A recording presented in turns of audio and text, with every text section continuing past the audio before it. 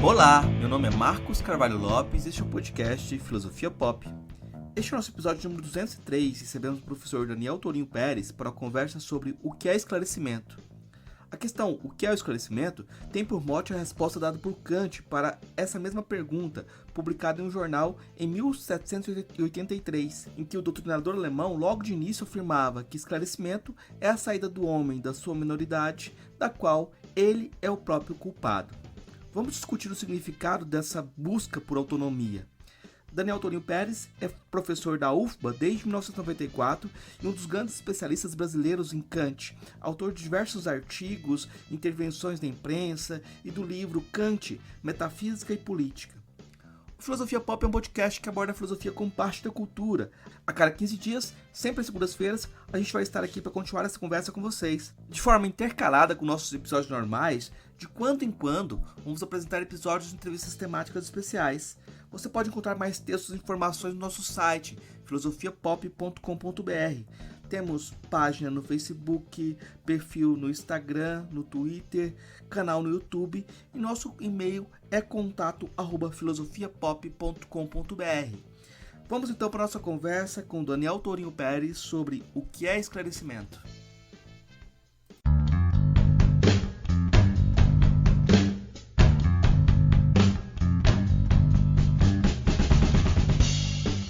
Hoje a gente recebe o professor Daniel Tourinho Pérez para uma conversa sobre o que é esclarecimento. É um tema kantiano, mas eu vou começar perguntando para o professor Daniel qual que é a origem dessa questão, né? O que significa perguntar o que é esclarecimento? O que era essa questão no momento que Kant tratou dela? Bom, Marcos, muito obrigado pelo convite, né, por estar aqui hoje batendo papo com você sobre essa questão que aí já permanece em aberta há tanto tempo e suscita ainda respostas tão diversas, avaliações tão diversas. Veja, né, em filosofia a gente sempre tem a mania de buscar as origens, né? O que não é nada fácil. Mas, se a gente for, digamos assim, buscar aquela origem, pelo menos a mais próxima da questão, Kant está, de fato, respondendo a uma colocação que foi feita na imprensa alemã do período, em que se colocava do seguinte modo: quer dizer, há um movimento intelectual, filosófico, que se chama ilustração, Aufklärung. Mas essa ilustração conhece algum limite, todas as questões podem ser esclarecidas, iluminadas, e a razão é suficiente ou é a autoridade que deve responder tais questões. A questão pode ser meio prosaica. No fato, se tratava de saber acerca da legitimidade ou não do divórcio. Desculpa, não do divórcio. Mas se o casamento, tá certo, deveria ser uma relação meramente civil, um contrato, digamos assim, entre duas pessoas, ou se a esta relação civil deveria ainda se sobrepor um sacramento religioso, certo?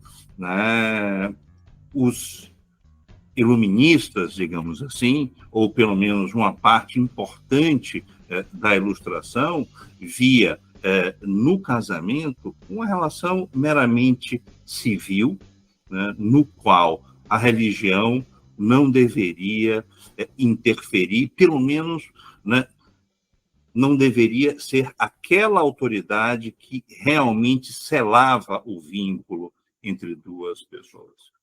Se a gente pensar num contexto de conflito religioso, de uma uma Europa que vinha, então, ainda, tá certo?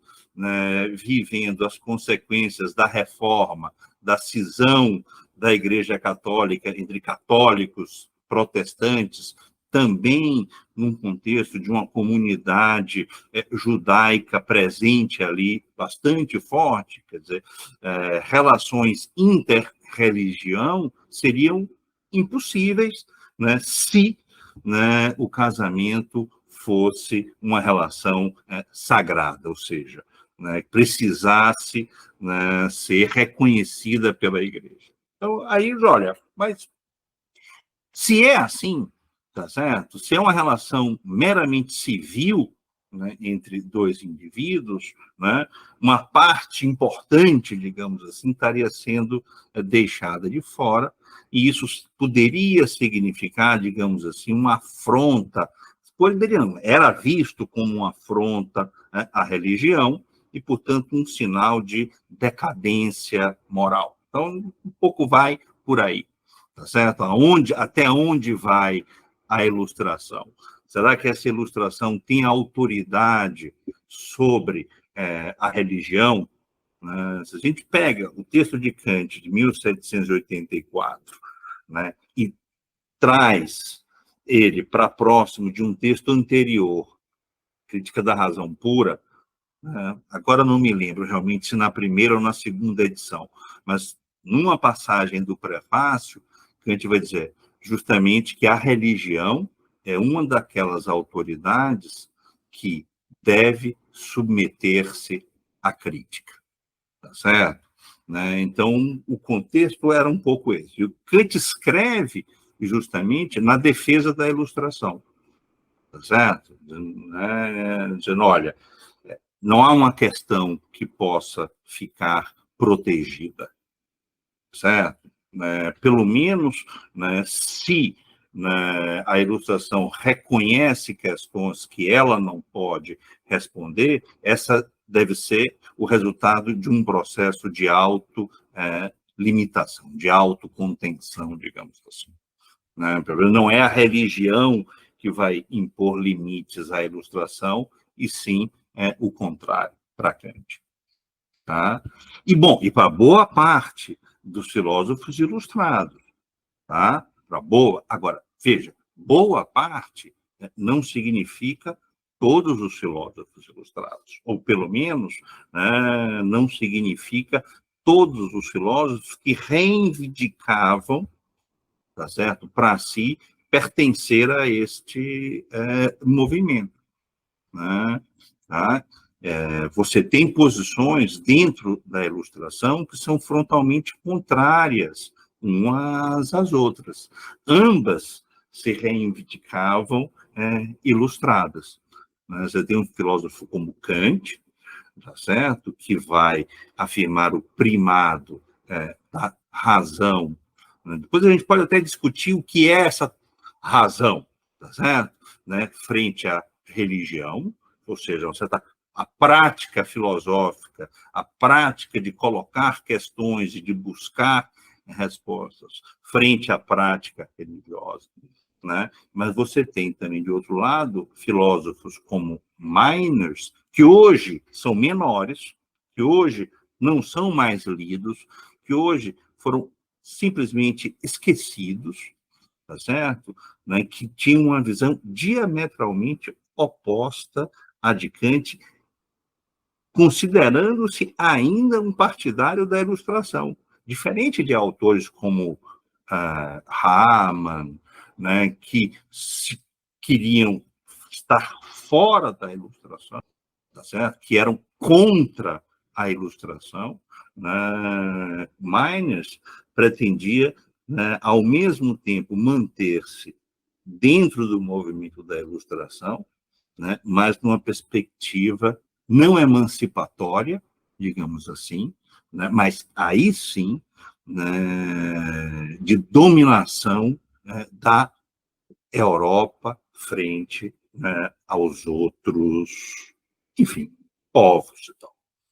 Então, acho que isso, né? Então, essa que é a ilustração, acho que a melhor maneira da gente responder é uma certa atitude, né, uma atitude filosófica de levantar questões, né, de reconhecer questões que são fundamentais para pensar a relação do homem consigo, do homem com outros, né, com a natureza, enfim, né, no sentido de que toda visão de mundo, né, deve ser objeto de crítica, de escrutínio, que devemos lançar à luz sobre todos os elementos que compõem, né, as diversas visões do mundo em seus diversos aspectos científicos, civis, políticos, religiosos, enfim.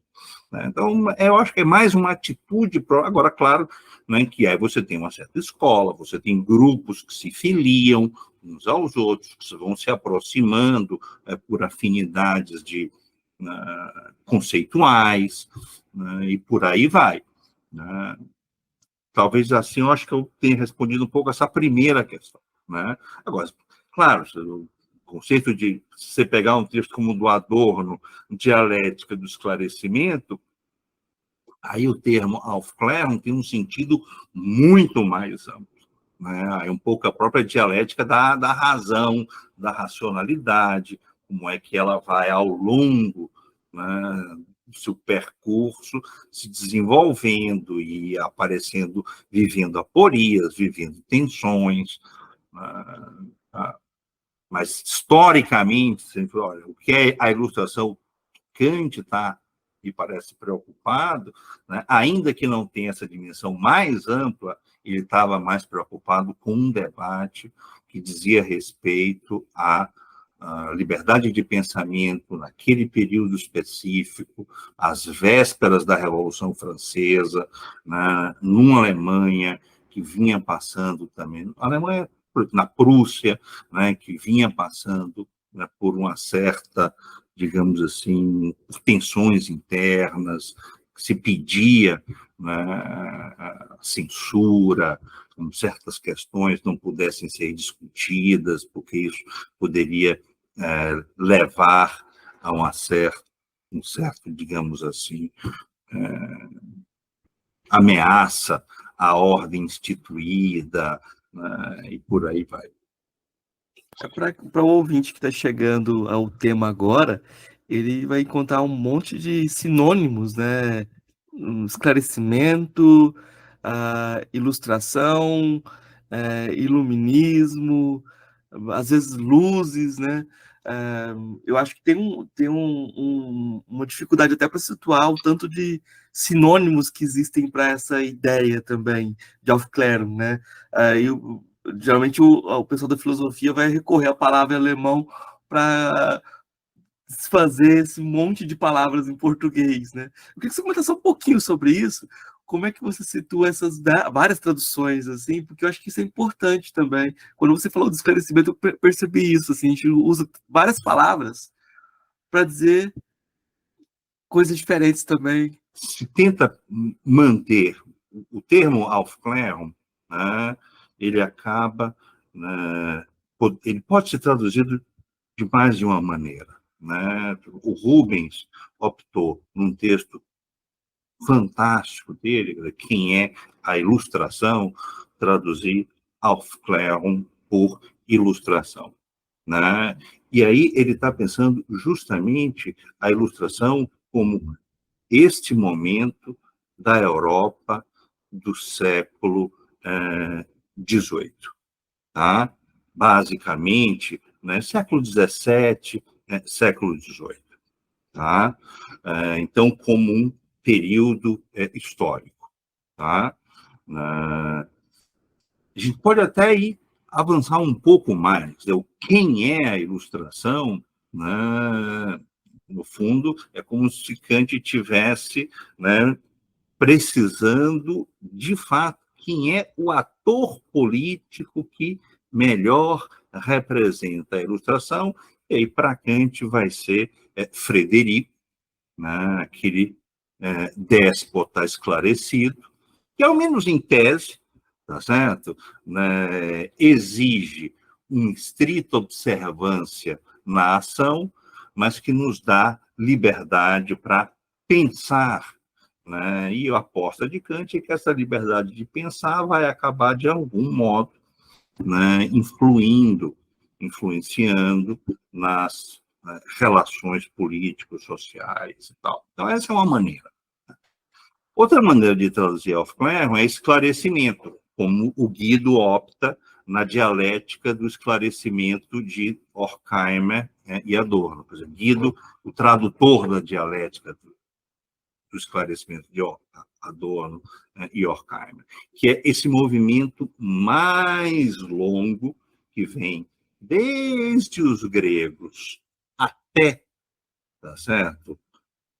A época, o século XX, né, no caso, né, eles estavam preocupados justamente em mostrar como a cada avanço da razão, digamos assim, a cada avanço na luz, né, no esclarecimento, também se revela uma nova dimensão de sombra, tá certo?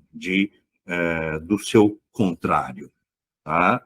Né? Então, aí você tem o século XX, né, com o avanço da democracia, direitos humanos, mas você tem também o nazismo, fascismo. Ambos são, digamos assim, resultados dessa dialética do esclarecimento, ou da razão, se você quiser. Então, são duas maneiras. E eu acho que o alemão acaba, talvez, né, dando conta melhor dessa ambiguidade. O Lumière, francês, se refere muito mais ao período histórico, tá certo? Vinculado à enciclopédia de Derrot. A questão também tem o seguinte, tá certo? Né? É um conceito, né? E conceitos, né, costumam haver uma certa disputa, né, entre aqueles que fazem uso dos. Então, o conceito de ilustração acaba que é também um conceito disputado. Quer dizer, você pega um autor como Cassirer, ele vai trabalhar com uma noção de representação que não é a mesma, né, que Adorno e Horkheimer estão trabalhando, e por aí vai. Então, acho que isso também é preciso um pouco de atenção. Né? Quando a gente fala em ilustração, ilustração segundo quem? Percebe? Isso é muito importante a gente ter clareza, né? Porque a gente pode, enfim, entrar nela de diversas maneiras, né? E isso vai ser importante, porque a depender de como eu penso a ilustração, ela vai começar com Descartes ou não, né? Ou vai começar depois, né? Tá certo? Então, se eu não me... Tem muito tempo que eu não leio o texto do Cassirer, mas se não me falha a memória, assim, né, o Cassirer vai justamente colocar Descartes como um autor fundamental nesse processo, né? Claro que aí ele está pensando no grande opositor dele, que é Heidegger, que vai também pensar a modernidade, tendo em Descartes, seu pai fundador, como uma perda, né? Uma perda de, enfim, uma dimensão importante da vida, do humano e coisas do gênero. Então vamos voltar pro Kant, de certa forma. Eu vou te perguntar sobre o texto do Kant mesmo, o que é esclarecimento. Antes de falar do texto especificamente, eu acho que o fato do Kant ser publicado em um jornal, não um jornal científico, mas um jornal de circulação geral, de certa forma, né? O que significa esse tipo de intervenção pública? Essa publicação em jornal faz parte do projeto crítico? Porque geralmente a gente pensa o Kant a partir das obras críticas somente, mas o Kant falava de filosofia popular, o que poderia ser popularizado ou não. O que significa publicar em jornal para o Kant? Na verdade, esse período na Prússia foi um período de muita efervescência, tá, intelectual.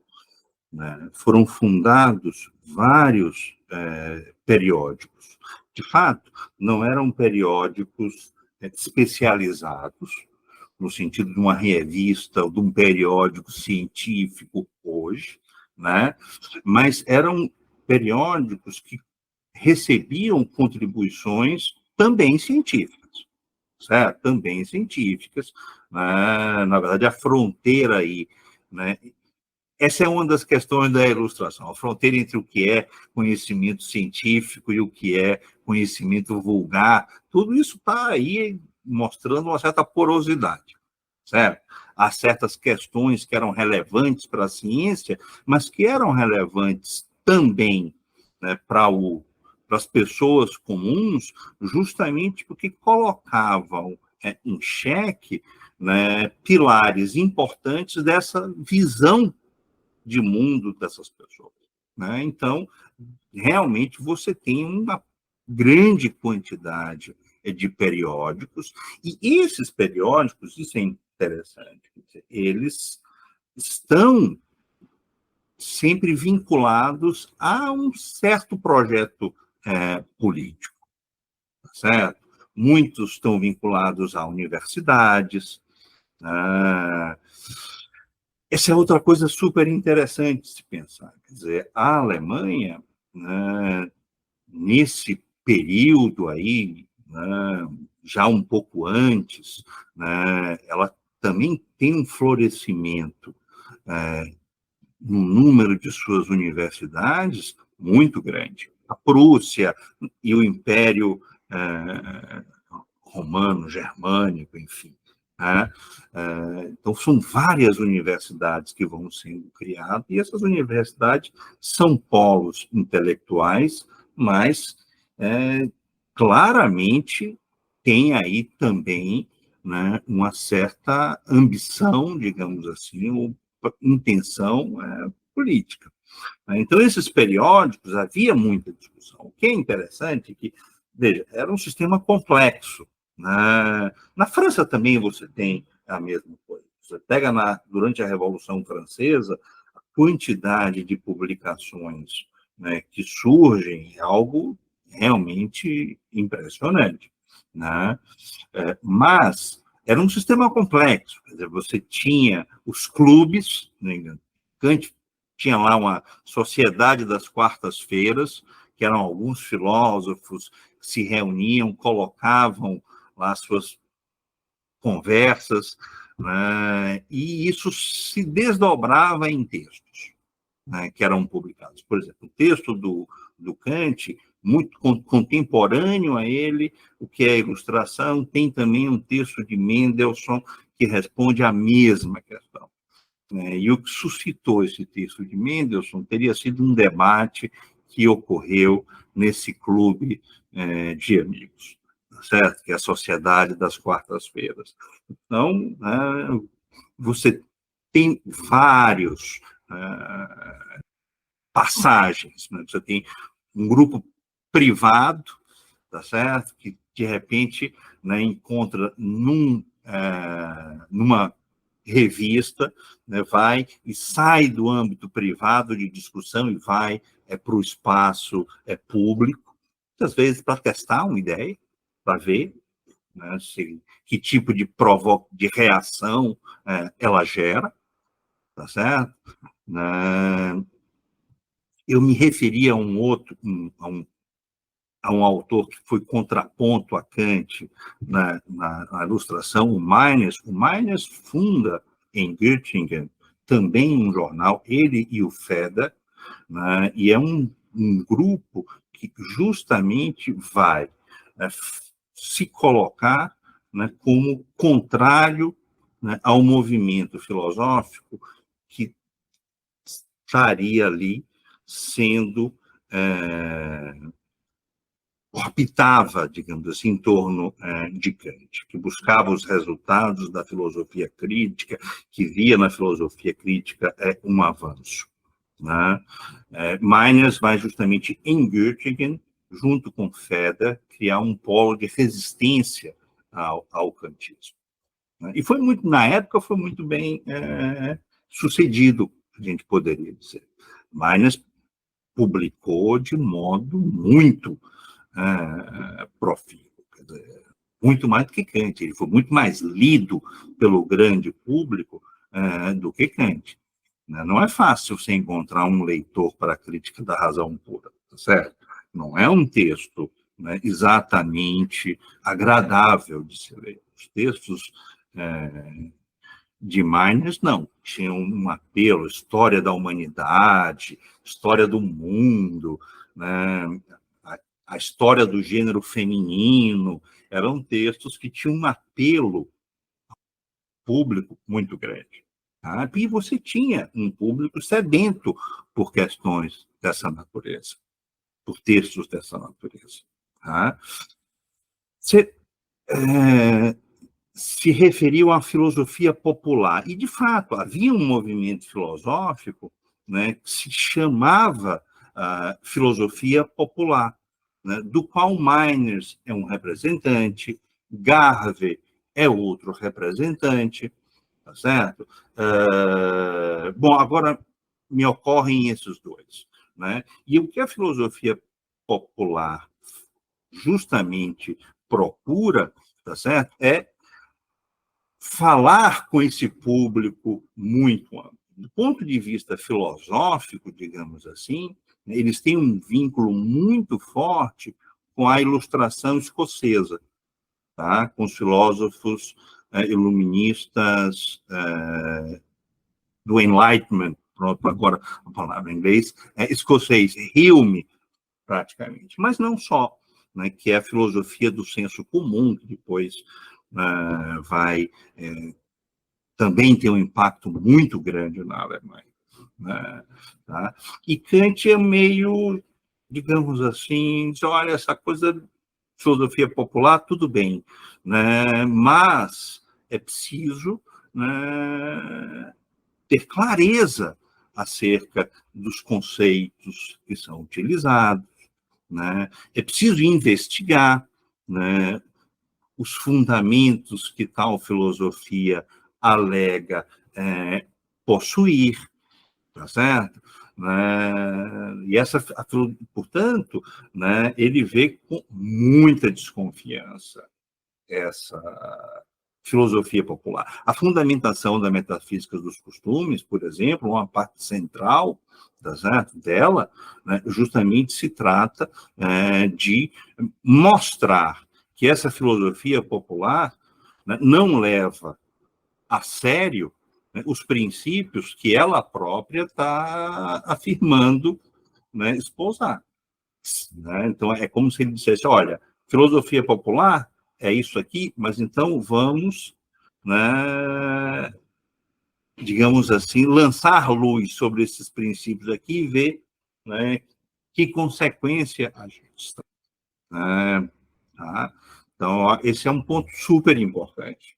Né? E diga-se de passagem, fazendo um salto enorme agora para o século, enfim, para a quadra da história que a gente está, de repente a gente descobriu, de um tempo para cá, é que havia uma grande camada da população, né, meio que ávida, né, por filosofia, ou pelo menos que havia um espaço, tá certo?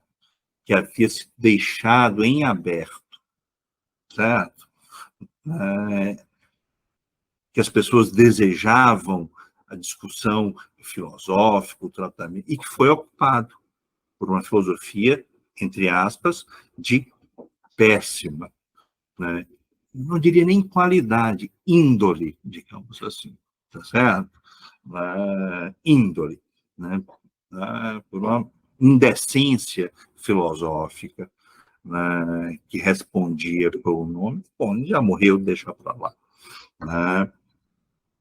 Mas precisa continuar, né, atento, né, porque há discípulos, há pessoas, e as pessoas estão aí, as pessoas têm interesse. O Brasil teve, durante um período, eu diria, né, uma presença muito grande da filosofia no debate público. Tá? Eu me lembro, eu ali por volta da Constituição, mesmo depois, um pouco depois, era muito comum debates sendo travados por pessoas da comunidade filosófica nos grandes jornais, como Folha, Estadão, né? Eu diria que a gente perdeu muito, sabe?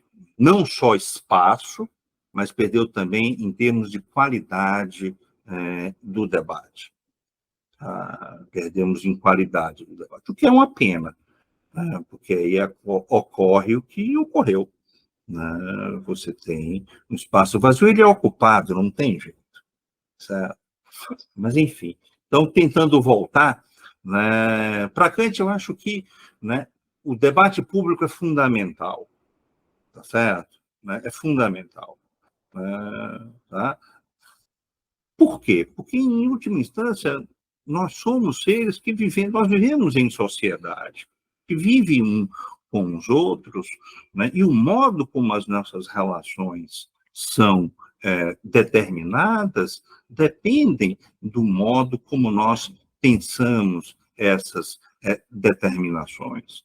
Né? Portanto, e é preciso pensar publicamente, né? Não só no sentido de expor, mas também de se expor ao erro, se expor à crítica, tá certo? Para que, né, se a gente puder, né, nossa representação ou representações de mundo possam ir se refinando, uma no confronto com a outra, tá certo? Então, isso faz parte.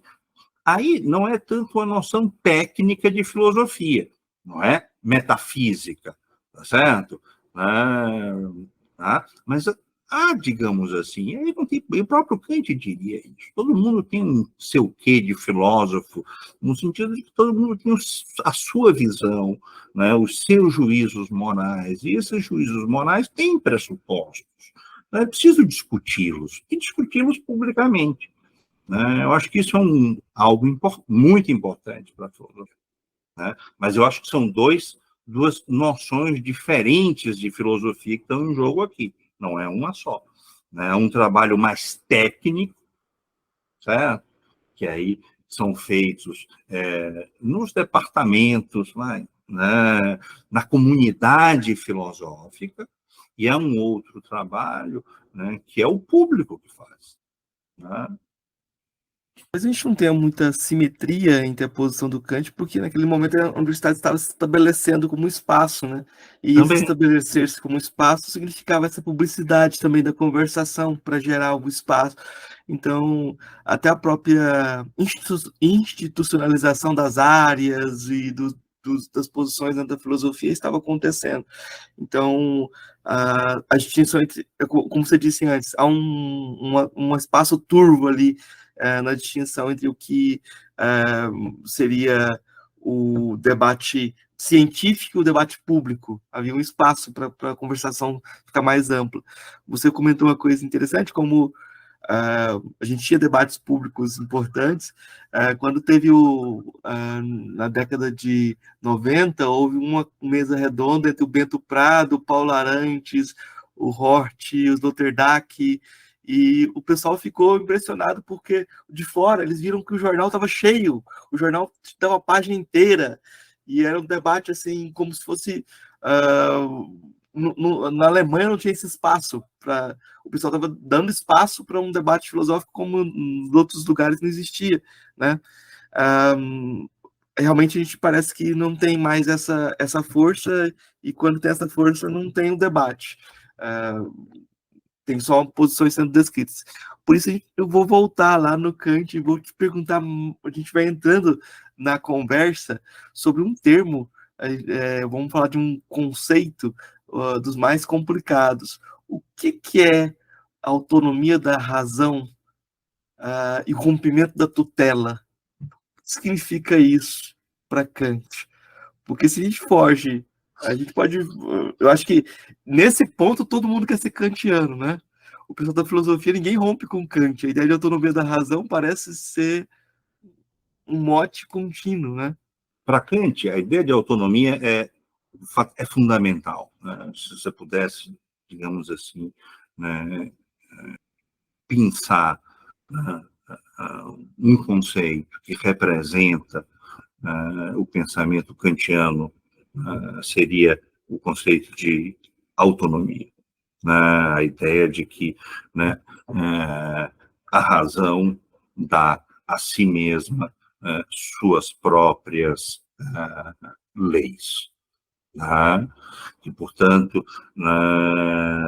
a razão não é uma faculdade que desconhece leis,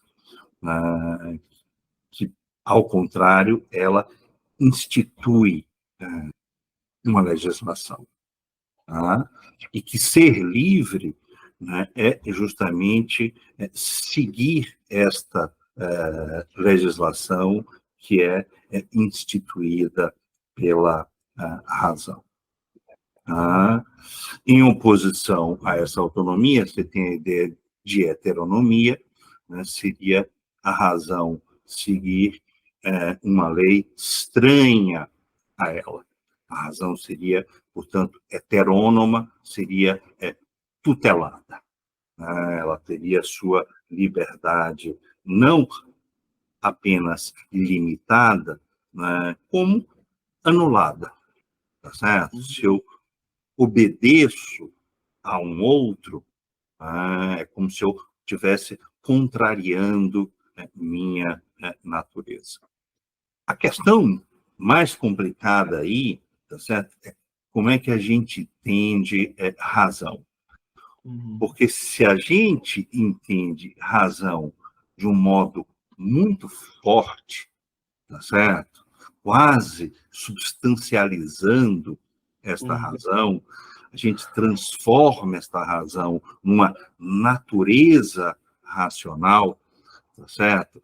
E vai, no final das contas, né, tirar a conclusão de que ser autônomo é seguir a sua própria natureza. Tá, é uma ideia, né? É uma maneira de compreender isso. Não é à toa, né, que um autor, né, que era muito discutido, ou pelo menos, né, que rondava o fantasma dele, rondava a ilustração alemã, era Spinoza, tá certo? Né? Porque essa ideia, né, de autonomia como seguir sua própria natureza, substancializando, vendo na razão uma natureza, né? Isso é spinozista. Bom, eu não acho que você precise compreender, né, a razão em Kant deste modo. Tá? Eu acho que você pode compreender a razão como uma prática. Tá? Ou seja, né, portanto, a autonomia da razão, né, significa aquelas práticas que vão se autorregulando. Né? A lei da razão, né, portanto, é aquela lei que emerge e sai, que é extraída dessas práticas. A razão como essa prática, né, a lei da razão não vai ser senão aquela lei, né, que nos é apresentada, né, a partir de uma reflexão sobre essas práticas que flagra o momento em que a lei está sendo instituída. Então, não é, eu tenho uma razão, né, transcendente, tá certo? E essa razão vem e revela, né, uma lei antes de qualquer relação humana. Não, né? A lei se dá na prática. Né? Então, certamente, o que é interessante, que você pode dizer assim, olha, é quando a prática se torna intolerável, tá certo? Né? Quando as relações se mostram ilegítimas, que a lei aparece, né? A partir de uma reflexão.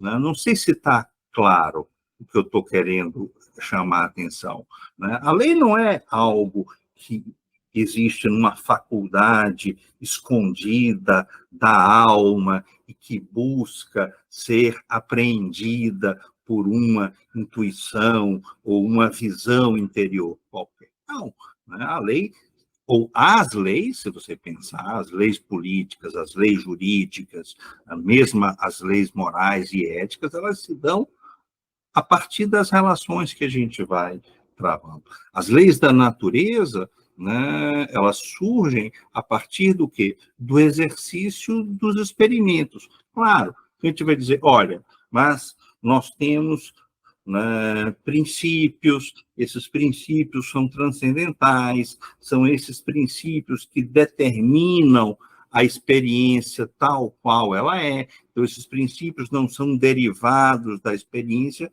Sim, está certo, né? Mas o que a reflexão faz? Quando ela olha para o experimento, ela faz pôr a nu quais são os princípios que nós utilizamos, né, quando na elaboração daquele experimento. A gente transpor, né, para o mundo político, social, né, a ideia de experimento é bem complicada desse ponto de vista, né, a experiência é outra, né, tá certo?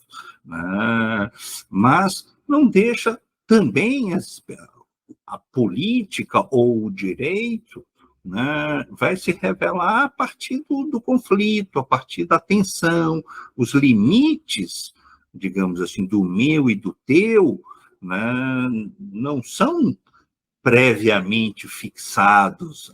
O que é a priori, nesse ponto de vista, né, é a demanda por limites, né, a pretensão de que há limites, de que a minha liberdade deve pôr-se de acordo com a tua liberdade. Isto é a priori. Agora, o limite entre um e outro, aí é uma questão que vai se resolver empiricamente. Mas eu acho que eu acabei fugindo bastante da tua questão, né? Mas um pouco para, talvez, deixar claro, né? Quer dizer, essa relação entre autonomia e tutela, né, se confunde muito com outro par conceitual, que é o interno e o externo. Tá? Afinal de contas, autônomo, né, seria seguir a sua própria determinação, né, e externo, a determinação e heterônomo, uma determinação externa. Aí você pode pensar também, né, quer dizer, essa razão como prática, né, significa o quê? Uma lei, né, que surge do interior desta prática, ou pelo menos do interior da relação entre os concernidos naquela prática, né, um campo que se vai formando, um domínio que se vai formando, né, e que vai se constituindo como uma prática, por exemplo, o domínio do político, né? Ora, uma política autônoma é aquela cujos princípios são negociados politicamente, né, e que vai justamente, né, colocar uma barreira, ou pelo menos vai tentar, para uma outra dimensão, digamos, a religiosa. Veja que o que a gente vê hoje é uma completa, quase que confusão entre esses setores, o político e o religioso, né? Então aí, ora, você tem a religiosidade, né, indo para um domínio, né, que é o político, isso acaba, né, digamos assim, minando ou reduzindo a autonomia do político. Um autônomo. Então, eu acho que eu pensaria a autonomia da razão muito mais nesse sentido, de um conjunto de práticas, de campos que se vão formando, tá certo? E não de uma maneira substancial, como uma faculdade, com caixinhas, né?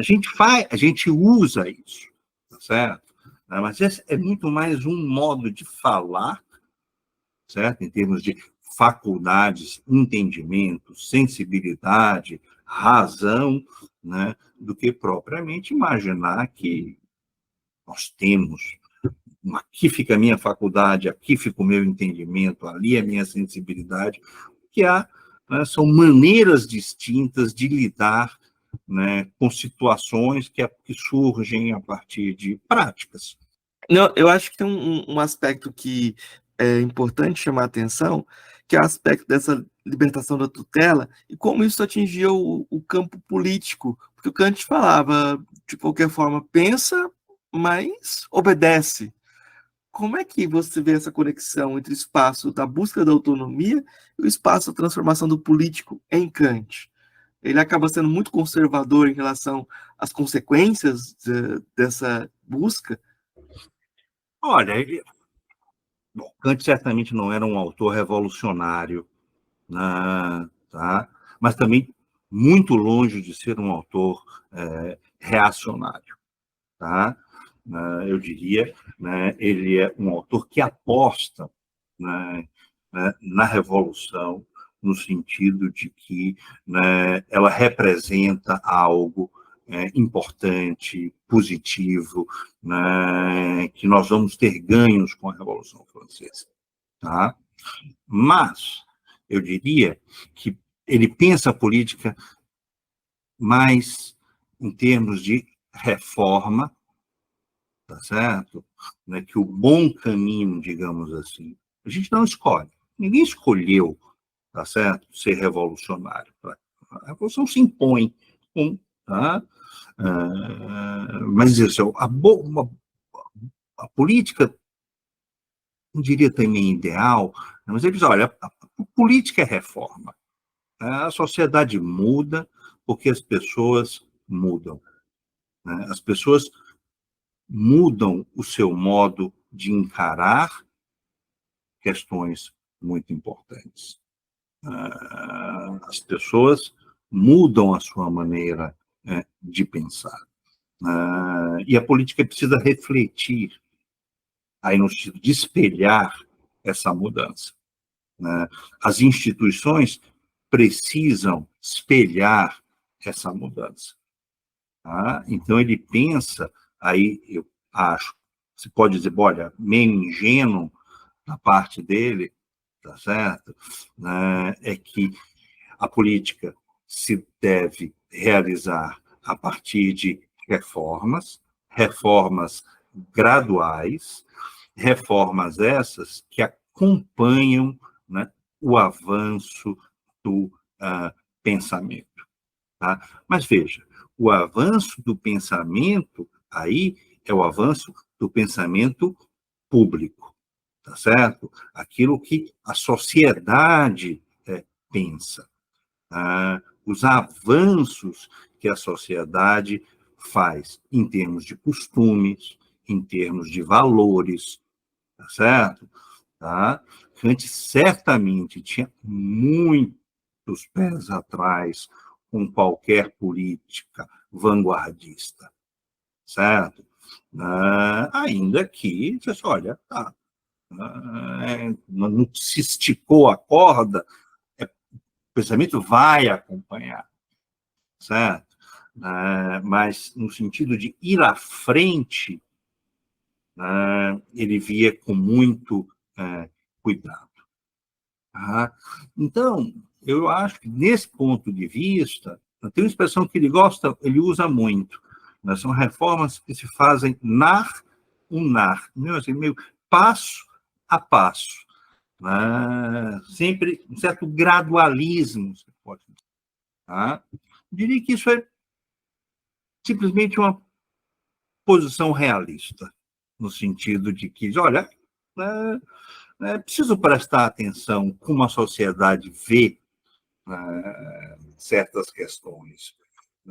A política não pode estar completamente deslocada disso, certo? Você não precisa confundir os dois registros, você não precisa dizer, tá certo, que as instituições devem simplesmente refletir, sem mais nem menos, né, os valores daquela sociedade, mas também não pode haver um descolamento total, certo? Então, é uma tensão aí, talvez, que precisa ser o tempo inteiro calibrada, né? O tempo inteiro negociada, tá? O tempo inteiro. A política exige compromisso, né? Tanto no sentido, né, de realizar aquilo, né, que promete que vai ser realizado, mas também no sentido de abrir mão de certas questões, porque sabe que naquele momento as condições não são as mais favoráveis. Então, compromisso entre forças políticas distintas, mas que compartilham de um certo espaço comum, tá certo? Um certo conjunto de valores comuns, né? E aí você vai, a partir enfim, né, de uma certa dinâmica social do pensamento, também de falar pensamento, parece coisas de... Não, a opinião pública é importante. A opinião pública é importante. Né? A opinião pública, né, é um elemento fundamental para a política. Né? Seja para pressionar as autoridades, cobrando, né, certas mudanças, mas também você, como político, fazer mudanças que vai encontrar uma resistência muito grande na sociedade, também é temerário. Então, não se trata de simplesmente dizer, olha, a política tem que refletir a moral daquela sociedade, não. Mas também não dá para desconsiderar de todo, me parece. Eu fiquei lembrando de como o Foucault recorre a esse argumento quando ele fala da reforma manicomial, que ele fez o levantamento filosófico, gerou uma mudança da opinião pública que gerou uma transformação institucional, né? Então foi quando eu chamava ele de jovem conservador, ele usou esse argumento, falou assim, olha só, na verdade meu projeto está transformando a sociedade, né? Sim. E ele estava argumentando também contra quem acusava ele de ser revolucionário, né? Mas eu queria voltar no ponto que você falou que para fazer o contraponto, trazer a controvérsia sobre as posições políticas do Kant não reacionárias. Porque quando você pensa essa questão de esclarecimento em relação à posição das mulheres e das distinções raciais, como é que se dá? Porque o Kant, cada vez mais, ele vai ter críticas justamente por ser um dos formuladores do racismo científico, assim, ele explicitamente hierarquias as raças, e existem coletâneas das piadas do Kant, né? As piadas sexistas do Kant, ele gostava de fazer algumas piadas, e as piadas são feitas a partir de preconceitos, coisa que você não precisa refletir, né? Ele joga a piada e ele não precisa explicar, porque ele conta com preconceito.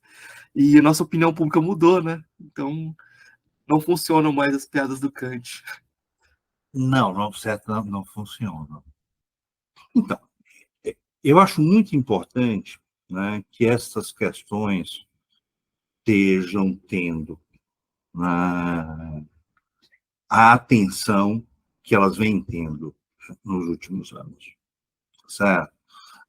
São questões realmente muito importantes. Tá?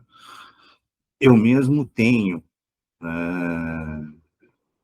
há muitos anos atrás, né, eu dei um curso sobre a antropologia do Kant, na verdade, sobre antropologia no século XVIII, né, para aluno, para uma turma de pós, filosofia e antropologia. Isso tem, sei lá, 15 anos. Né? E era uma demanda que vinha da antropologia, não era uma demanda da filosofia. Era uma demanda da antropologia, me sugeriram, vamos embora. Né? Hoje eu daria uma importância muito maior do que aquela que eu dei. Tá certo? Eu trabalhei alguns textos, né, já onde essas questões apareciam, mas eu não dei, né, a importância que já deveria ter dado. Né, de fazer uma pesquisa mesmo consistente. Olha, é uma piada ruim, né, nós não fazemos mais esse tipo de piada, não, Kant errou aqui. Né?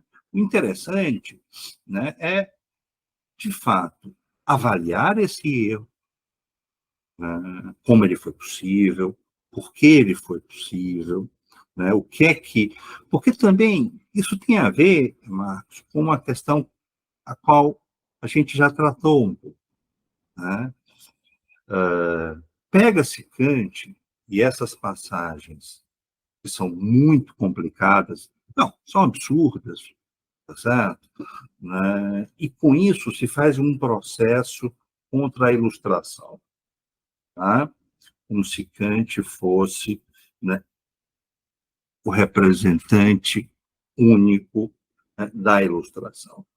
Tá? Então, se você tem, né, a ilustração, faz parte, digamos assim, pelo menos a concomitância entre ilustração e colonialismo, certo?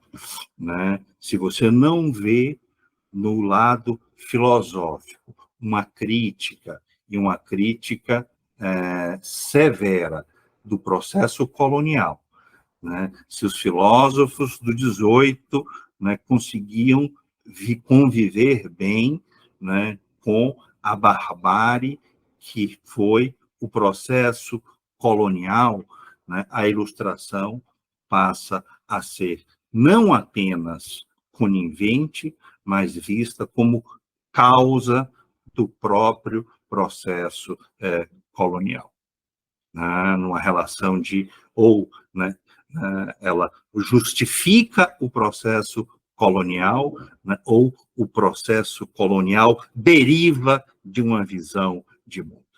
Tá? E aí, Kant, como é hoje, tá, o autor mais célebre do período, fazer a crítica da relação ilustração, né, colonialismo, racismo, escravidão, passa por quase que responsabilizar Kant. Tá? Veja, né, eu me referi eu disse há algum tempo, né, no nosso papo, né, que a ilustração, longe, tá certo, de ser um movimento unificado de intelectuais, todos, né, que compartilhavam de uma mesma visão de mundo, né, a ilustração era um campo em disputa. Tá? E você tem, nesta questão específica, né, posições muito distintas, muito distintas. Tá? A posição de Kant é uma delas, tá? Mas certamente não é a única, tá certo? E mais, veja, a gente tende a considerar que, porque Kant é o mais importante filósofo alemão do século XVIII, porque a gente tende a considerar que hoje Kant é julgado o mais importante filósofo alemão do século XVIII. A gente julga que, no século XVIII, Kant era o mais importante filósofo alemão, o que não necessariamente é verdade, tá certo? Não necessariamente o peso do juízo de Kant hoje era o mesmo peso do juízo de Kant então, tá certo? Kant hoje é revestido de uma autoridade, né, que então ele não possuía. Tá? Haviam outros filósofos disputando com ele este lugar. Ele saiu vitorioso? Bom, está aqui. Hoje, toda universidade tem um kantiano. Nenhuma universidade tem um professor especialista em Minor. Tá certo? Nenhuma. diga-se de passagem, é dificílimo encontrar especialista ou o que quer que seja sobre este autor específico, Christoph Meiners. Tá? Por que eu trago Meiners para a nossa conversa? Porque Meiners, né, foi um autor que, nesta questão específica, tá, teve um papel, na época, enorme. Tá, Kant publica 3 textos sobre a questão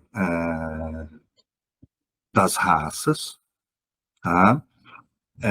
E estes textos são colocados como se fossem os textos fundadores do racismo científico. Há muito que a gente pode discutir, muito para se discutir sobre isso. Há muito mesmo. Acho que merecia um papo só sobre isso. Tá? Veja, a ideia de uma ciência racial não é kantiana. Meiners tinha essa pretensão. Certo? Meiners é o grande autor, né, que escreve não 3 textos pequenos, né, mas escreve tratados sobre isso. Tá? Veja que Meiners foi um autor tão influente, né, que é ele que cunha a expressão caucasiano. Tá certo?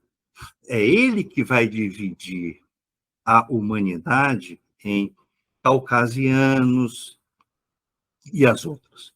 Tá? Kant não. Eu acho até, aí eu tenho começado a pensar, há um esforço, de fato, em dar uma determinação mais precisa ao conceito de raça. Tá? Mas o esforço de Kant determinar o conceito de raça, me parece, certo, que vai no sentido de limitar o uso deste conceito, não permitindo extrapolar do uso biológico para o uso moral. Certo? Então, o conceito de raça faz parte da história da natureza, diria que não faz parte da história da humanidade. Tá certo? A natureza conhece, a natureza cria essa diferença. Mas essa diferença não é uma diferença da qual possa se extrapolar, certo? E encontrar diferença entre os homens, no qual um se afirme como superior, portanto, com domínio legítimo sobre o outro. Esta é a perspectiva de Meiners. Meiners quer isso, certo? Meiners quer uma hierarquia entre as raças.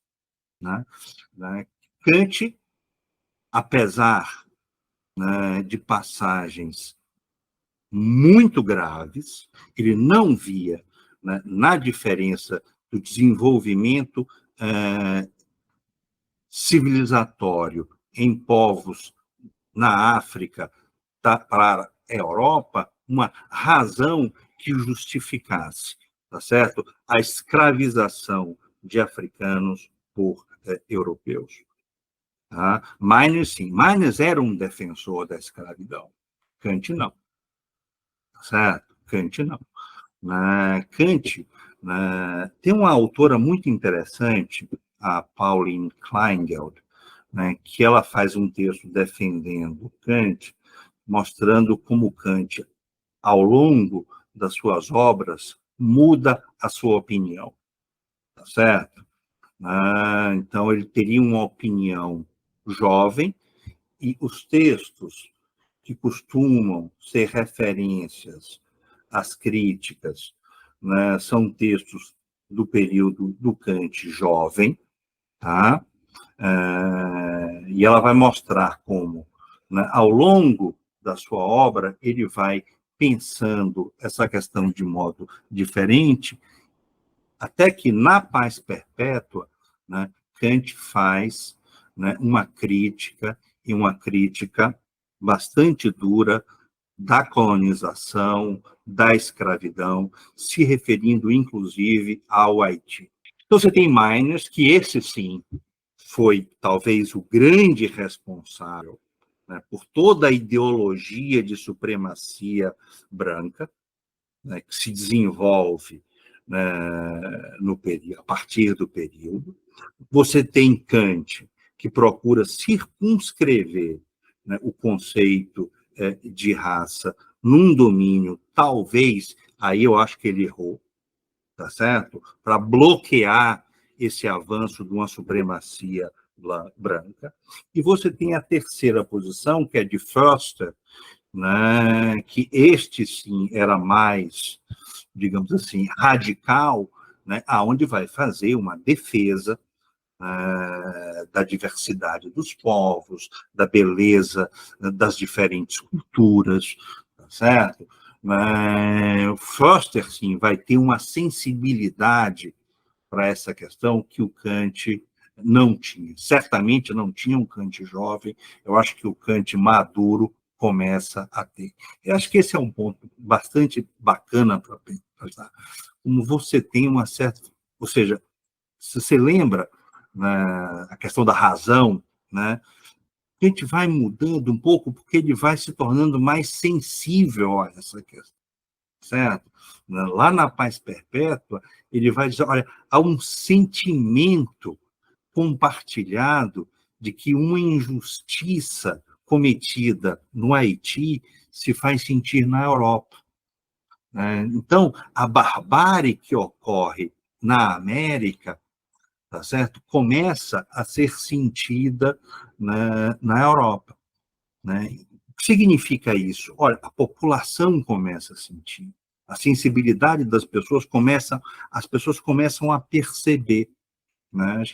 Hoje a gente tem uma sensibilidade, tá certo? Mas a gente não para pensar que a nossa sensibilidade é, em grande medida, uma sensibilidade que é formada por um longo processo de juízos que se vão ajustando, que se vão corrigindo, que se vão, né, na tensão ali, também deixando marcas em nós, tá certo? A gente não nasce sentindo, simplesmente, sobretudo por questões de natureza moral, certo? Sobretudo questões de natureza moral. Muitas delas a gente aprende, né? Mas, enfim. Então, eu acho que é preciso cuidado.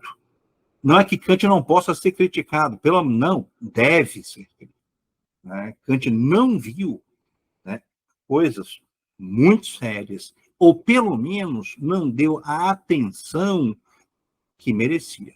E tentou bloquear, né, definindo, né, um conceito de raça e imaginando, talvez equivocadamente, que com isto ele ia, digamos assim, impedir qualquer extrapolação, tá certo?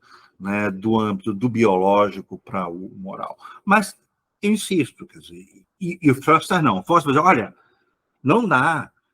Essas diferenças, essas distinções, natureza, cultura, né, se a gente quiser amarrar demais, dá problema. É melhor que tenha uma certa maleabilidade para que a gente possa justamente, se não, aqui, né, um limite foi ultrapassado, né, não, este uso do conceito de raça não é legítimo, tá certo? Né? Mas isso independe. Então, o que Kant fez? Olha, vamos encontrar uma determinação precisa para o conceito. Bom, com isso, de fato, talvez ele tenha, né, acaba contribuído. Mas eu acho que, veja, a questão é injusto atribuir a ele, né, algo que deve ser atribuído a um outro autor, certo? E aí, talvez a gente pare para pensar um pouco. Tem um livro fantástico, né, de uma jovem, né, agora, né, me foge o nome dela, né, onde ela reavalia essa questão. Tá? E é muito interessante, né, porque é o primeiro trabalho assim, mais consistente, de fôlego maior, feito por um kantiano, né, por uma kantiana, no caso, né, em que ela vai mostrar como, né, a visão de Kant a esse respeito, né, sofreu a influência dos livros de viagem, dos testemunhos dos viajantes, tá certo? Porque um pouco era um mundo que estava sendo descoberto aí, tá? Né? Mas eu acho que tem um ponto que ela é muito, digamos assim, né, generosa com Kant nesse aspecto. Olha, Kant leu uma bibliografia, né, e essa bibliografia que vai dar os elementos que permitem ele, né, compreender a experiência humana. Né? Então, ele depende desses testemunhos. Né? Tá? Mas, e ela vai dizer, olha, e se a gente for olhar para Kant, né, ele não tinha a posição mais conservadora. Tá? Certamente não era, né, um supremacista. Tá? Mas ela vai dizer, mas ele tinha prestígio suficiente na época, como grande professor universitário que era, né, para se contrapor a isso. Bom, hoje ele é esse grande professor universitário. Na época, não. Percebe? Na época, não. A universidade hoje é uma universidade, é uma cultura. Que na época não era exatamente esta cultura de nomeações ou coisas do gênero. Né? Então, enfim, né, acho que é um tema muito. O que me incomoda nesse tema é que muita coisa é dita e pouca coisa é estudada, tá certo? Né? Você tem textos que datam aí de 20 anos, como um autor chamado Bernasconi, né, que ele já dizia essas coisas, se respondeu a Bernasconi, ele volta insistindo nessas coisas, né, e pouca pesquisa é verdadeiramente feita, inclusive por ele. Né? Então, você pega certas passagens, né, e tomou aquela passagem como se ela representasse a totalidade, da filosofia kantiana. Eu não sei nem se Kant tem uma filosofia, para ser sincero, né, ou se o kantismo não é, digamos assim, uma máquina de fazer filosofias. Né? Você tem um modo de pensar, e esse modo de pensar permite que você construa diferentes visões de mundo dentro de um limite. Certo? Então, sobre as mulheres, Kant e as mulheres, né, aí eu conheço muito pouco. Até porque tem uma pessoa genial trabalhando isso, que é Monique Hulshoff, professora na Unicamp. Então, se você quiser conversar sobre esta questão, Monique é a pessoa. Monique é uma especialista em Kant da melhor qualidade, conhece mais muito mesmo, tá certo? Está aí enfurnada nos textos de Kant e está tratando desta questão específica. Agora, veja que o Meiners, aquele autor que eu me referi, tá certo? Que eu tenho buscado justamente fazer, né, a contraposição Meiners-Kant, né?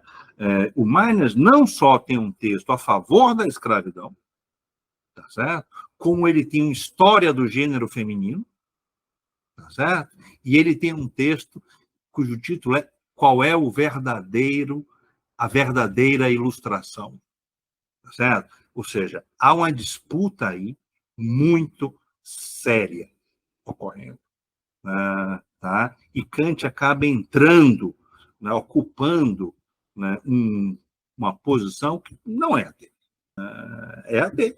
Se a gente quiser disputar no mercado das cadeiras de departamento, aí sim, é Kant que vocês têm que se contrapor. Né? Mas, se você faz um trabalho realmente sério de história dos conceitos, ou história das ideias, se quiser, né? E vai, né, atrás, da gênese, né, da visão supremacista branca, não é Kant, é Meiners, o autor, certo? E Meiners era um autor que tinha em Kant o seu principal adversário, certo?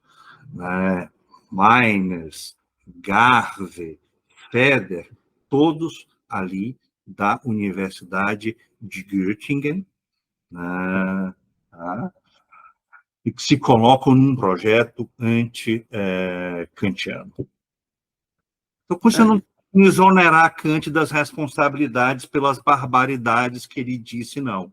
Né? O que eu quero dizer é que a situação é bem mais complicada, se a gente quer fazer um trabalho bem feito, né, do que pegar sempre as mesmas passagens de Kant, ficar repetindo e dizendo que Kant é o pai do racismo científico. Isto é, filosoficamente irresponsável e historicamente errado.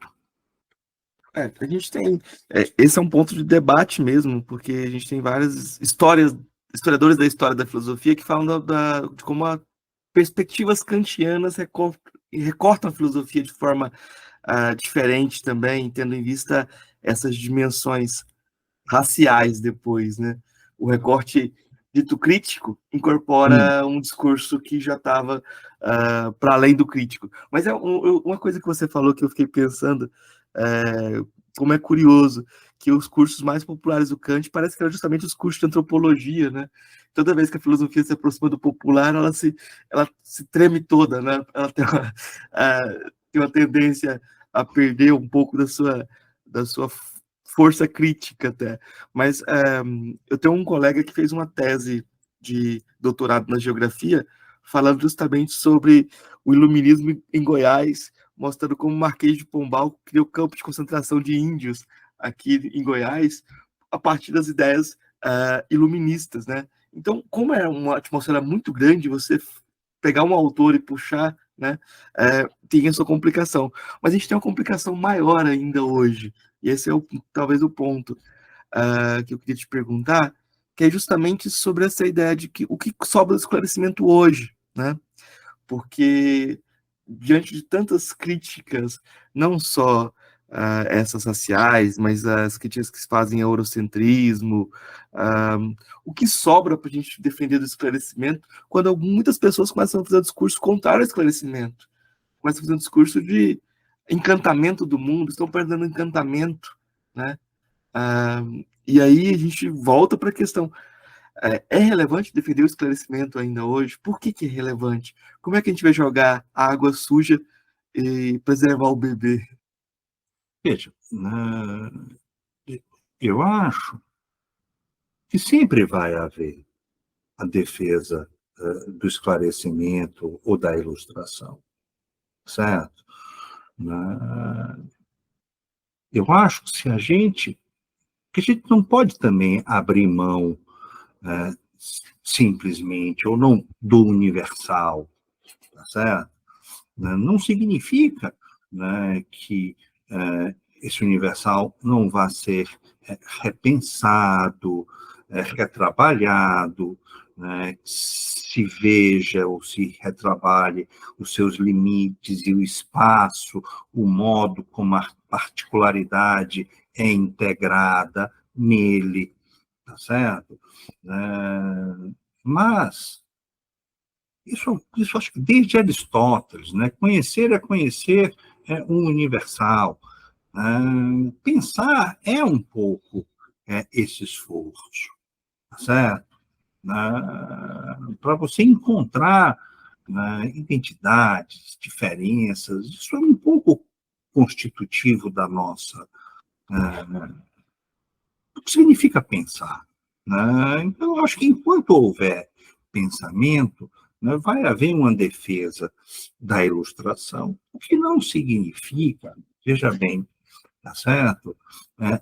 A defesa do autor A, B ou C, certo? Defender, conhecer a história da filosofia, e aí fazer a defesa de um autor, né, só faz sentido se for para exigir uma compreensão melhor daquele autor. Tá certo? Olha, vocês não compreenderam bem. Está aqui esta dimensão, tá certo? Que faz com que a objeção que foi feita, por exemplo, essa questão agora, esse debate Kant, né, como o grande teórico do racismo científico. Isso não. Vamos levar essa discussão a sério? Então vamos pensar mesmo e ver historicamente como é que se dá o debate, então, né, quais são os princípios da filosofia kantiana, né, que estão em confronto com essa, né, como é que um autor que defende, né, a universalidade da lei moral, né, é capaz, né, de ter posições tão preconceituosas, né, é capaz de tolerar, né, tanta injustiça. Como é que você... Né, porque isso, no final das contas, eu acho, né, a gente acusar Kant de cegueira, um pouco a sensação que eu tenho, né, é que, no fundo, né, ajuda um pouco a gente conviver com as nossas cegueiras, tá certo? Porque não é relevante exatamente saber como Kant pôde ser cego, né, ao problema da escravidão. O que é relevante é saber por que a gente é cego ou convive, né, com a violência brutal, né, a que a grande maioria da sociedade brasileira é submetida, e violência brutal por aparelhos do Estado. Isso é que é relevante. Percebe? Nós também temos, em certa medida, né, a mesma insensibilidade que Kant teve, porque a gente continua levando nossas vidas. Tá? Nos indignamos, né, mas não paramos. Né, tá? Votamos nas eleições, na expectativa de construir um país mais democrático, né, mas somos tolerantes, né, com as dificuldades e, pelo menos, aceitamos, né, que essas questões se resolvem com o tempo. Mas esse se resolver com o tempo implica, muitas vezes, em silenciar certas injustiças, certas inversões de prioridades e coisas do tipo. Então, não sei se eu te respondi, né, essa questão. O bom de filosofia também é que a gente responde um pouco o que a gente quer. Né? Mas eu acho, sabe, que há um momento agora de ataque, né, à ilustração. Né? Boa parte desses ataques, porém, são feitos com recursos da própria ilustração. Então, faz parte, eu acho que isso é um movimento. Uma donzela é uma certa dialética do esclarecimento. Vamos lá. Né? Agora tem esse... Ela, filósofos importantes estão na Berlim. Professor, então eu vou partir para as 3 perguntas que eu faço para todos os convidados. São Diga. perguntas singelas. A primeira delas é o que é filosofia? Eu acho que é uma atitude frente a um conjunto de questões, tá certo? Que demandam daquele que faz filosofia uma resposta. Né? E ele, portanto, meio que empaca nessas questões, né? E trata de dedicar-se a responder essas questões. Tá? Não acho que filosofia seja um conjunto de ideias. Tá? É mais, do meu ponto de vista, uma atitude que demanda um certo trabalho do pensamento, tá? Seja a partir do trabalho com textos de outros filósofos, seja a partir de outros documentos de cultura ou documentos de barbárie, para usar uma imagem benjaminiana. Enfim, né? Filosofia é reflexão, né? Uma atitude reflexiva frente ao mundo. Eu diria que essa é uma resposta ampla o suficiente, né, para permitir, se qualquer coisa a gente escapa para um lado ou escapa para o outro, o que de fato é uma atitude bem filosófica também. Das filósofas ou filósofos que você conheceu pessoalmente, qual foi o que mais lhe impressionou? A que eu conheci pessoalmente, bom, Gianotti, sem dúvida nenhuma, tá certo? Um exemplo para mim, né, não só de rigor filosófico, mas também de integridade política e moral. Né? Uma figura de uma coragem ímpar, tá certo? Que nunca buscou o aplauso fácil, tá certo? Que nunca buscou saber para onde levava o vento para que ele simplesmente pudesse, tá certo? Abrir as velas e caminhar e navegar naquela direção. Não, uma pessoa que sempre, né, buscou pensar duas ou três questões, tá certo? Né, e que se ateve a isso com uma disciplina, uma integridade muito grande. Né? Tá? Então, sem dúvida nenhuma, Gianotti para mim, eu tive o prazer, o privilégio de conviver com ele, né? Mais do que um professor, pode ser que foi um amigo, uma pessoa realmente que eu admiro e admiro muito. Inclusive, quando errava, era capaz de reconhecer e numa boa. Tá? Tem um outro amigo muito querido, esse, na verdade, a relação de amizade é anterior a qualquer, que é Carlos Nelson Coutinho, muito diferente de Gianotti, do ponto de vista, mas com quem a gente conversava muito, dialogava muito, ele com o marxismo e o Gramsci dele, eu com o meu Kant, a gente ficava ali discutindo e também com quem eu aprendi muito. Tá? Foi, digamos assim, Carlos Nelson Carita era da minha família, amigos de meu pai, meus pais, e aquela amizade que eu herdei, e se tornou um amigo também muito querido. Tá? Então, eu tenho esses dois grandes filósofos que eu tive o prazer de conviver. Tá?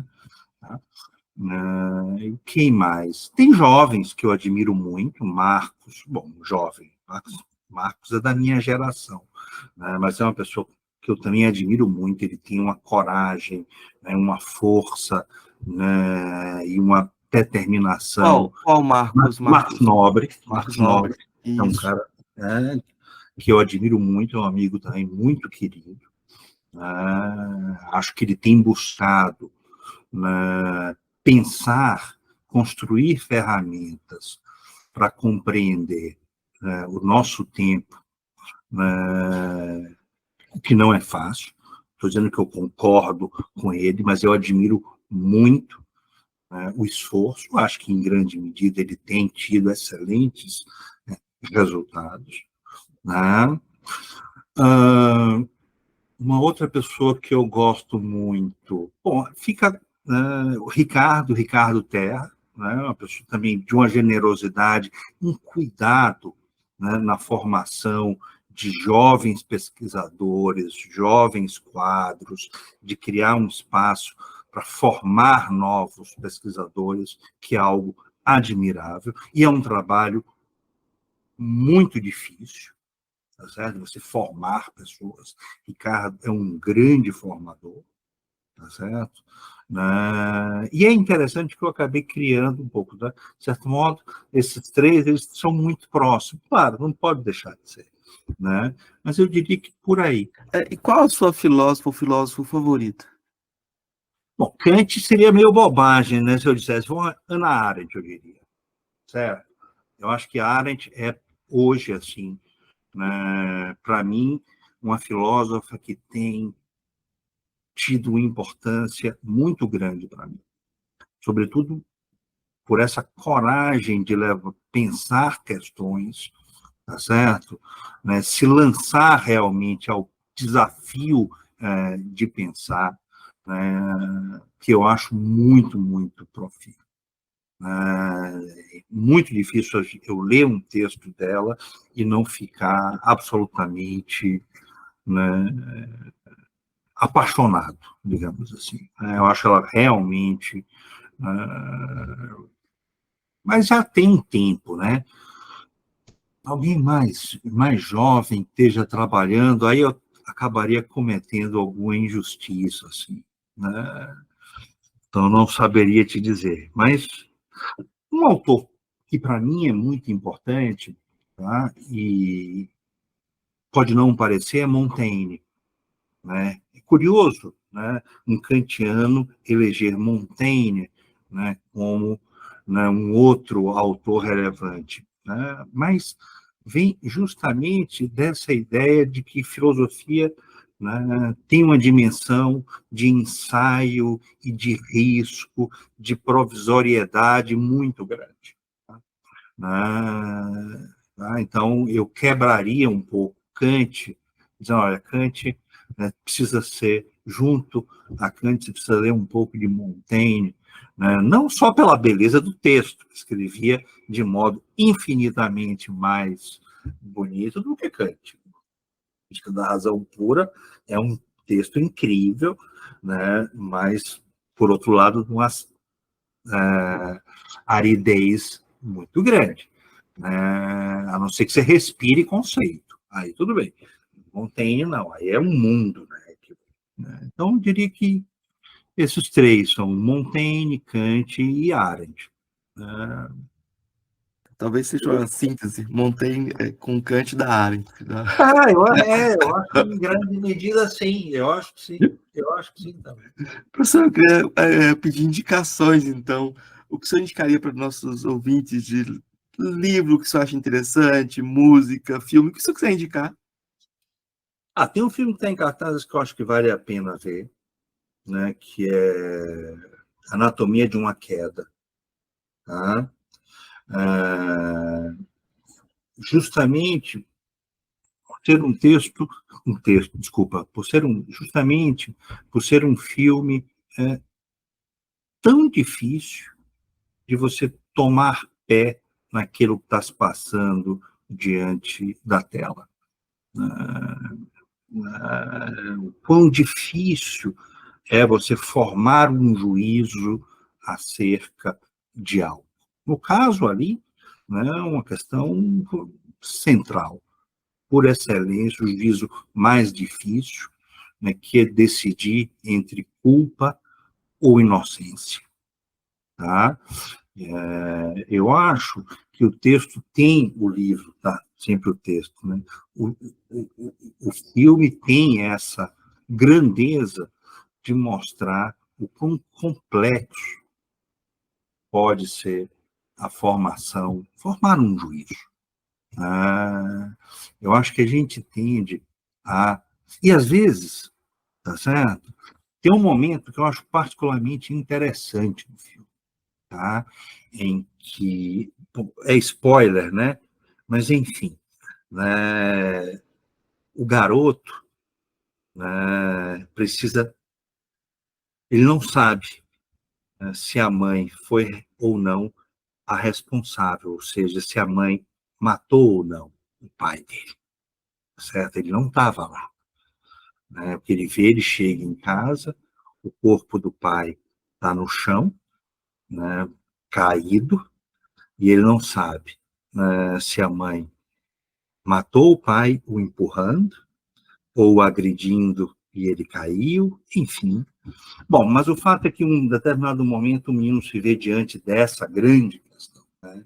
E tem uma pessoa que o acompanha para protegê-lo um pouco, justamente da influência da mãe, da presença da mãe, que, claro, né, ele é testemunha, o menino, e a moça vira para ele, olha, tem uma hora, né, que você não vai ter elementos mais que permitam a você formar o teu juízo. Tem uma hora que você precisa decidir, tá certo? Você precisa decidir se você vai considerar e julgar tua mãe culpada ou você vai julgar tua mãe inocente.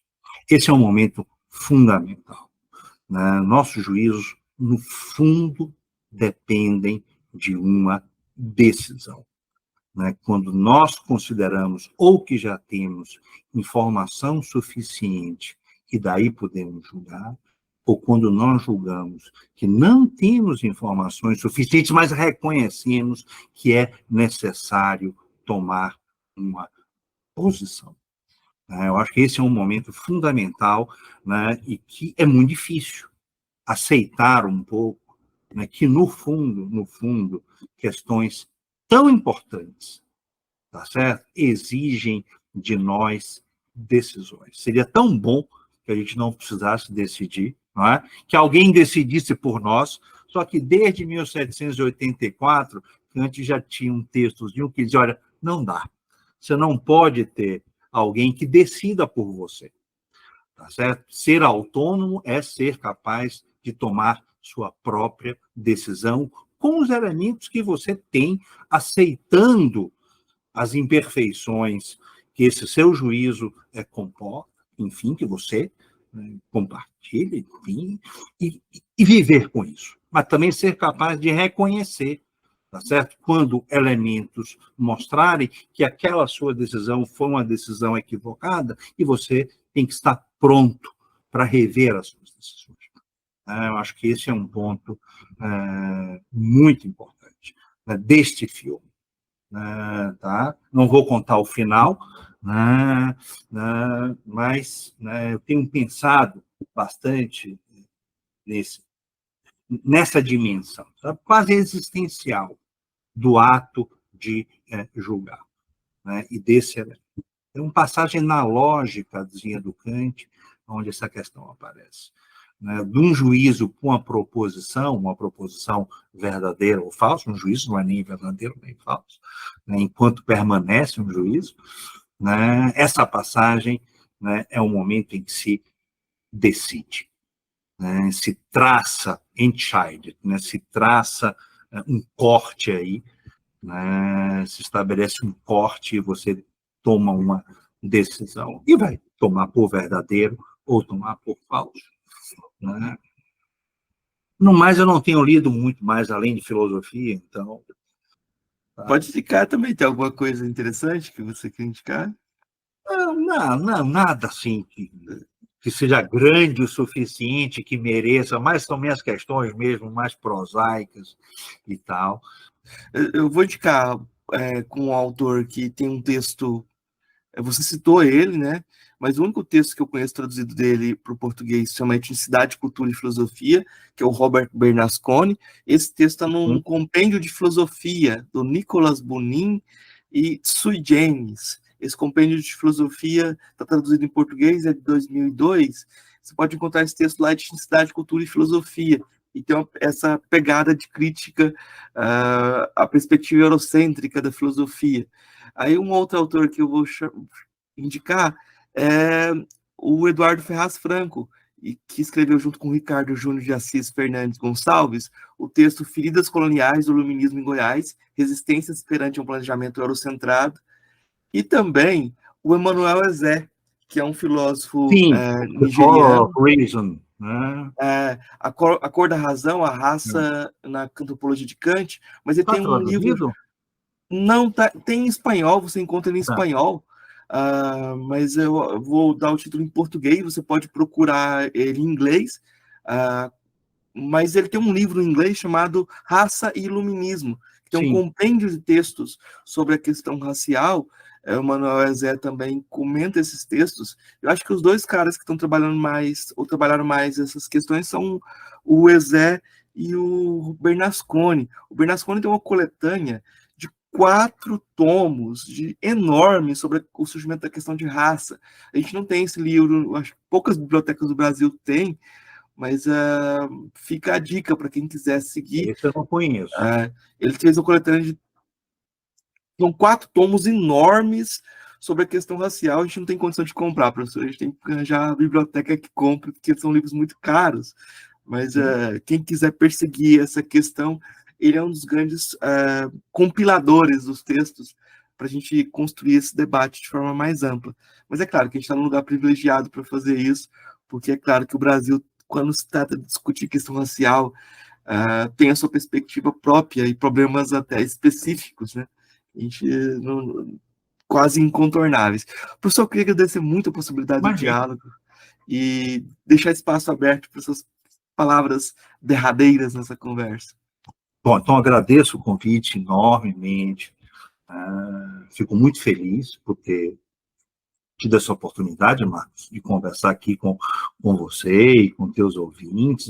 Enfim, espero ter sido claro, mas sei que não fui claro em todos os momentos, né? Como eu acho que o país vive agora um momento muito delicado, né, de reconstrução da sua democracia, quase que reconstrução institucional. Eu acho que o governo passado, né, deixou marcas muito profundas, inclusive negativa em termos de articulação dos três poderes. Eu acho que se antes havia, né, um presidencialismo talvez muito forte, agora há uma inversão, né, quase que um parlamentarismo ou um poder muito grande, sobretudo no âmbito orçamentário do poder legislativo, enfim, uma série, tudo vai precisar aos poucos ser reenquadrado, reajustado. Eu acho que a opinião pública tem um papel enorme nisso, tá certo? Eu acho que a população tem que ter mais participação, não apenas nas eleições, né? E a participação também se manifestando publicamente, os jornais, a imprensa tem que ter um papel muito importante nisso. Tá? Acho que algumas questões que a gente tratou aqui são questões que estão aí, que não podem mais ser adiadas. É uma pena que elas tenham vindo de modo concomitante à ascensão de um governo autoritário, né, e à herança deixada por este governo, porque há uma série de questões que está muito além, tá certo? De como compreendemos Kant, de como compreendemos, não são questões meramente filosóficas. Esse país, né, tem um passado escravista, e esse passado precisa ser tratado de modo correto. Há uma dívida que precisa ser resolvida, tá certo? É preciso fazer justiça, né, a todo o sofrimento que esse passado impôs. E ainda impõe, tá certo? A uma camada enorme da nossa população, né? É preciso que hajam políticas públicas muito consistentes para que a gente tenha um futuro em muito diferente, tá certo? Do que é não apenas o nosso presente, mas o nosso passado. Interessa saber o que tem de passado ainda em nosso presente. A filosofia tem um papel muito importante nisso.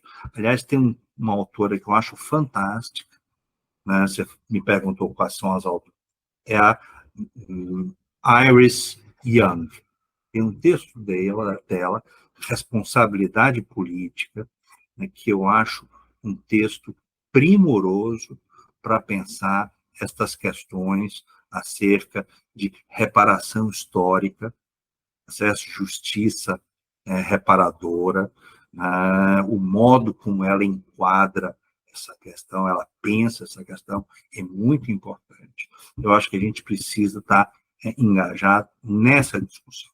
Acho que a comunidade filosófica, nesse ponto de vista, tem deixado muito a desejar, né? Um pouco a sensação que eu tenho é que ela está mais preocupada em produzir, digamos assim, né, frases de efeito, né, e poucas análises densas, poucas propostas consistentes, pensar os problemas, realmente. Pensar. Em certa medida, tá. O que eu ganho, né, a partir de uma citação de Kant, né, dizer que Kant, a não ser que eu esteja disputando espaço dentro da universidade, e eu acho que fazer filosofia é mais do que disputar espaço na universidade, né, não vejo muito sentido nisso. Mas, enfim, era isso. Bom, senão eu acabo também deixando meu pessimismo, né, tomar conta, né, e te agradeço mais uma vez